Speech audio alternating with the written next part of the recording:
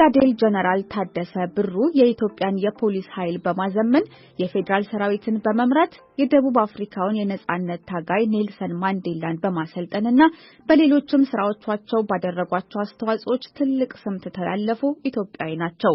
የኚህን ኢትዮጵያዊ ጀነራል ህይወትና ስራዎችን የሚዳስስ መጽሐፍ ሰሞኑን በአዲስ አበባ ተመርቋል። በምረቃው ስነ ስርዓት ላይ የተገኙት የኦሮሚያ ክልል ፕሬዝዳንት ሽመልስ አብዲሳ መጽሐፉ በክልሉ ትምህርት ስርዓት ውስጥ እንደ ግብዓት በጥቅም ላይ እንደሚውል ተናግረዋል። ገልሞ ዳዊት ተከታዩን ዘገባ ይዟል።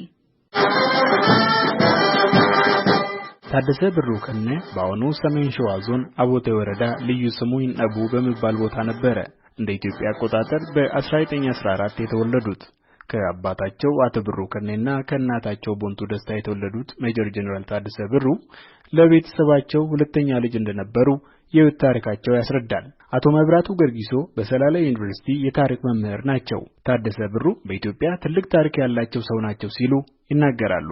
ጀነራል ታደሰ ብሩ ከነ አባታቸው ከሶስት ወንድማቸው ጋራ ጣሊያን በዛን ጊዜ 1936 በኢትዮጵያ 1928 የአድዋን ቂም በቀል ለመወጣት ስል በኢትዮጵያ መንግስት ላይ ጦርነት አውጆ ስለነበረ ጥሪ ተደርጎላቸው እንደማንኛውም ኢትዮጵያዊ ከሶስት ወንድሞቻቸው ጋራ ነው አባታቸው አቶ ብሩ ከነ ወደ ሰሜን ኢትዮጵያ ግንባር የዘመቱት ማለት ነው። በአጋጣሚ ከአንዱ አጎታቸው ቤካ ከሚባል ምናልባት በትክክል አላስታውስ እችላለሁ ከአንዱ አጎታቸው በስተቀር ሁሉም እዛ ነው ተሰውት ማለት ነው። በዛ አጋጣሚ ጀነራል ታደሰ ብሩም አባታቸውን በዛቱ ከጥቂት ወራት በኋላ ደግሞ እናታቸው በዛ ድንጋጤ የሚያረፉ ታሪክ የሚነግረን እሱ ነው። ከዛ በኋላ በ14 አመታቸው 15 አመታቸው ነው ጠመንጃ ይዞ መታወቀስ ጀምሩት። አለም ደግሞ ትጥቅ ትግል የጀመሩት ጀነራል ታደሰ ብሩ በ14 15 አመታቸው ነው። ከዚያም በጦርነቱ በጣሊያኖች ቁጥጥር ስር የዋሉት ጀነራል ታደሰ ወደ ሶማሊያ ተወስደው ለ5 አመታት መታሰራቸውንም አቶ መብራቱ ያብራራሉ።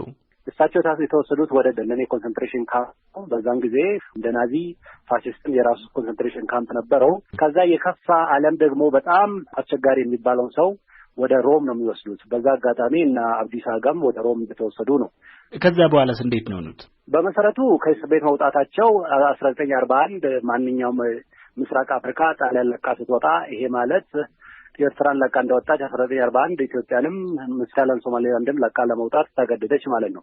ያ ምክንያቱ ምንድነው? የሁለተኛ ዓለም ጦርነት ስለሆነ ነው። ጀነራል ታደሰም እስረኛ ስለነበሩ ከእስር ላብሬት ዓለም ነጻ ወጡ ማለት ነው። ነጻ ሲወጡ ብትመለስ የሚል ጥያቄ ሲቀርብላቸው እሳቸው ምንድነው ያሉት? ቤተሰብ ያለ ነው ወደ ሀገር የሚመለሰው እኔም ቤተሰብ አለኝ እንዳሉት ነው ታሪክ የሚነግረን ማለት ነው። ታዲያ ምንድነው የእርሶ ፍላጎት ብሎ ሲጠየቁ ወታደር መሆን የሚመኘው እንግሊዝ ጋር የመቀላቀል አዝማሚያ ያሳየ። በዛ አጋጣሚ እንግሊዞች ወደ ሞምባሳ ወደ ኬንያ እንደወሰዱት ነው። በዛው የጦር ልምምድ እንዳደረገ የጦር ስልጠና እንዳገኘ 1940ዎቹ በኢትዮጵያ መጀመሪያ አካባቢ ወደ ሆሎታ ሚሊተሪ ካዴት ገብቶ አስተማሪ ሆኖ ተቀጠረ።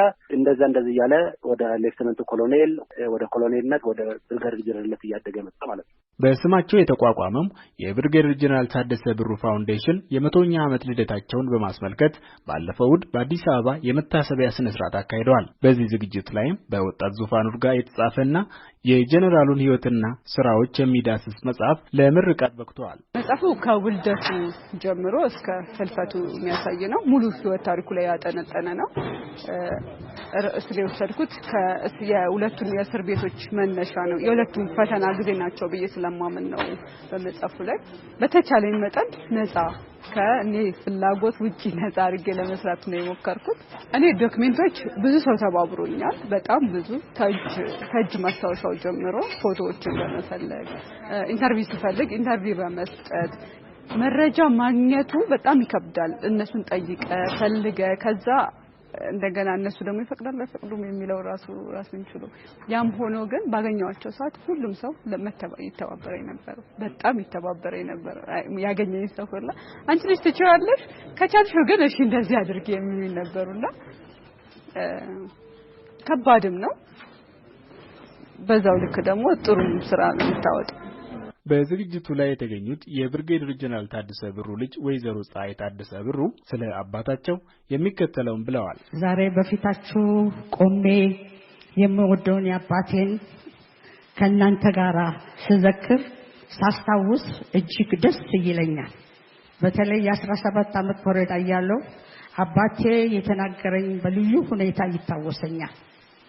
ያኔ 12ኛ ክፍል ተማሪ ሆኜ ለቀጣዩ ትምህርት ደረጃ እየተዘጋጀው ነበር። አንድ ቀን አንቺ በደህና ሁኔታ ተምረሻል፣ መልካም ቦታም ደርሰሻል። አሁን ይህን እድል ያላገኙ ሌሎች ላስተምር አለብኝ። ከቆይታ በኋላ አሁንም አንድ ቀን አሁን የምሰራውን ስራ ፍሬውን አንቺ ታያለሽ፣ እኔ ግን አላይም፣ እውነት እያየሁ ነው አለኝ። የአባቴ ትንቢታዊ ድምፁ ዛሬም በአእምሮዬ ውስጥ በግልጽ ይሰማኛል። በስነ ስርዓቱ ላይ የቀድሞ የኦሮሚያ ክልል ፕሬዝዳንትና የኢፌዴሪ የሕዝብ ተወካዮች ምክር ቤት አፈ ጉባኤ አባዱላ ገመዳ እንዲሁም የአሁኑ የክልሉ ፕሬዝዳንት ሽመልስ አብዲሳም ተገኝተዋል። ሜጀር ጀነራል ታደሰ ብሩ የሀገር ባለውለታ ናቸው ያሉት አቶ ሽመልስ በእሳቸው ሕይወትና ስራዎች ላይ የተጻፈው አዲሱ መጽሐፍ በክልሉ ትምህርት ቤቶች በማስተማሪያ ግብዓትነት ጥቅም ላይ ይውላል ሲሉም ተናግረዋል።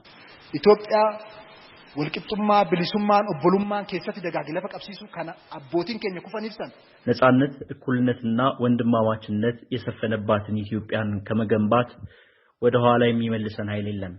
በዚህም ለዚህ ዓላማ የተሰዉትንና አሁንም በሕይወት ያሉትን እናሳርፋለን ማለት ነው። የመጽሐፉ ደራሲ ዙፋንን ማመስገን እፈልጋለሁ። የጻፈችው መጽሐፍ ትውልድን የሚያስተምር ስለሆነ 10,000 መጽሐፍትን ወስተን በየትምህርት ቤቱ የምናሰራጭ ይሆናል። የብርጋዴር ጀነራል ታደሰ ብሩ ፋውንዴሽን የጠየቀንን ደግሞ የምናሟላ ይሆናል። በሰላሌ ዩኒቨርሲቲ የታሪክ መምህር አቶ መብራቱ ጌርጊሶ ታደሰ ብሩ በተለይ የኢትዮጵያ ፖሊስ ሰራዊትን በማዘመን ሰፊ ስራ መስራታቸውን ከዛም አልፈው የአፍሪካ ነጻነት ታጋይ ኔልሰን ማንዴላን የሽምቅ ውጊያ ማስተማራቸውን ጠቅሰዋል። በ1960 በንጉሠ ነገሥቱ ላይ የተቃጣውን የመፈንቅለ መንግስት ሙከራ በማክሸፍ ቢሳተፉም የፊደል ሰራዊት መሪ በነበሩበት ጊዜ ደግሞ የያኔው አገዛዝ በኦሮሞ ሕዝብ ላይ ሲያደርስ የነበረውን ጭቆና በመቃወማቸው መታሰራቸውን የታሪክ መምህሩ ተናግረዋል። ከዚያም በደርግ ዘመነ መንግስት አስተዳደር ኃላፊነት ቢሰጣቸውም ያንን ትተው የትጥቅ ትግል አራምደዋል በሚል ተገለዋል ብለዋል። እኚሁ የታሪክ መምህር ብርጌደር ጀነራል ታደሰ ብሩ ለኢትዮጵያ፣ ለኦሮሞ ደግሞም ለአፍሪካ በሰብአዊ መብት ጥበቃ ረገድ ላደረጉት ሰፊ ስራ በሚገባ ሊዘከሩ ይገባል ሲሉም የታሪክ ምሁሩ አቶ መብራቱ ገርጊሶ አክለው ተናግረዋል። ለአሜሪካ ድምጽ ገልሞ ዳዊት ከአዲስ አበባ